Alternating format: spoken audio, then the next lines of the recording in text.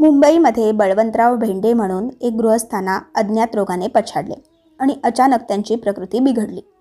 पुष्कळ वैद्य केले, परंतु आजाराचे निदान होत नव्हते. एकदा ओळखीच्या गृहस्थांनी स्वामींबद्दल सांगितले आणि आईसोबत ते अक्कलकोटमध्ये स्वामींच्या दर्शनासाठी आले. स्वामींना विनंती केली की महाराज, मी अज्ञात रोगाने खूप पिडलेलो आहे. हे दुःख मला सहन होत नाही.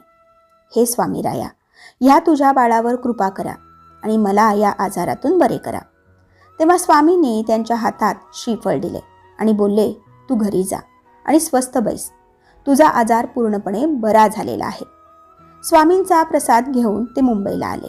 मुखात अखंड श्री स्वामी समर्थ नामजप करत होते आणि आश्चर्य म्हणजे इतक्या दिवसापासून पछाडलेल्या आजारातून काही दिवसातच बळवंतराव रोगमुक्त झाले.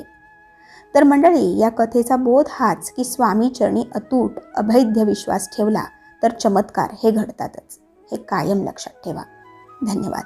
श्री स्वामी समर्थ.